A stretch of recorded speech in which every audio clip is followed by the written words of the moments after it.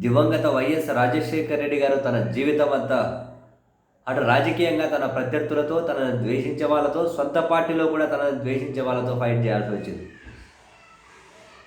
అన్నిటినీ దాటుకొని ఎదిరించి తను అనుకున్న స్థాయికి చేరుకున్నారు.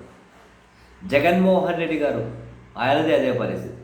సొంత పార్టీ పెట్టుకున్నారు కాబట్టి సొంత పార్టీలు ఎవరితో ఫైట్ చేయాల్సిన అవసరం లేదు. కానీ వ్యవస్థలో ఉన్న వాళ్ళతో, పత్రికలు, మీడియా, టీవీ ఛానల్ అనబడే వాళ్ళతో, రకరకాల పార్టీలతో ఏదైనా ఒక స్పెసిఫిక్ అంశం మీద ఫైట్ చేయమంటే చేయొచ్చాము. అంత దొడ్డిదారి, అడ్డదారి, కుట్రలు, కుతంత్రాలు వాటిని ఎదుర్కొని ఫైట్ చేయాల్సిన పరిస్థితి. రాజశేఖర రెడ్డి గారు ప్రజాప్రస్థానం యాత్ర చేస్తాను అంటే అందరూ అడ్డుకున్నారు, ఎదిరించి చేశారు, సక్సెస్ అయ్యారు.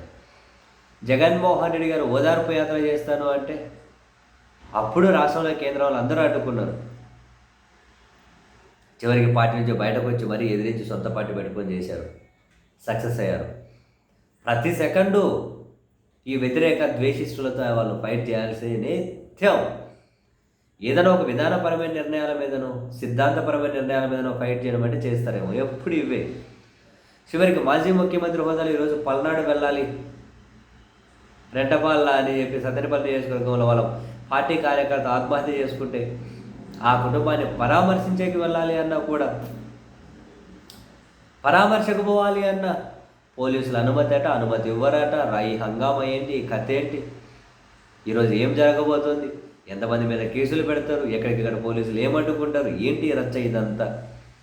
ఒక రాజకీయ పార్టీ అధ్యక్షుడు ఒక కార్యక్రమాన్ని పెట్టుకుంటే, ఒక మాజీ ముఖ్యమంత్రి ఒక కార్యక్రమాన్ని పెట్టుకుంటే చివరికి ఆయన రాజకీయ ప్రత్యర్థులతో కంటే కూడా పోలీసులతో కొట్లాడాల్సి వస్తుంది.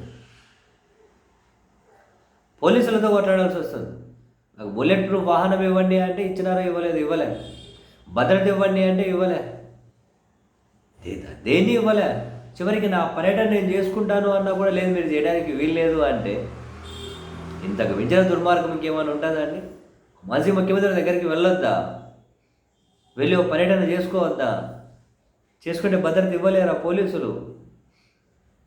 ఇటువంటి వ్యవహార శైలిని పోలీసులు స్వాగతిస్తారా? మరి దేనికోసం ఉన్నారు వాళ్ళు? ఒక మాజీ ముఖ్యమంత్రి పర్యటనకు భద్రత ఇవ్వలేకపోతే పోలీసులు దేనికోసం?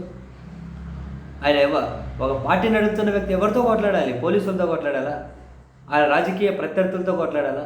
వ్యవస్థలతో కొట్లాడాలా? ఎవరితో కొట్లాడాలి? కానీ ప్రభుత్వాలు ఇంత దుర్మార్గంగా, వ్యవస్థలు ఇంత దుర్మార్గంగా వ్యవహరించడం రాష్ట్రానికి మంచిది కాదు, ప్రజాస్వామ్యానికి మంచిది కాదు. చాలా చాలా ప్రమాదకరమైనటువంటి దారి వైపు ఆంధ్రప్రదేశ్ వెళ్తూ ఉంది అంటే ఈరోజు ఏదో అన్నీ మన చేతిలోనే ఉన్నాయి కదా అనుకున్న వాళ్ళు ఆ ప్రమాదకరమైన దారి వైపు నడిపించుకుంటూ వెళ్తూ ఉన్నారు. చివరికి అటువంటి దారిలోనే అందరూ ఇబ్బంది పడే పరిస్థితి ఈరోజు కాకుండా రేపైనా వస్తుంది కదా.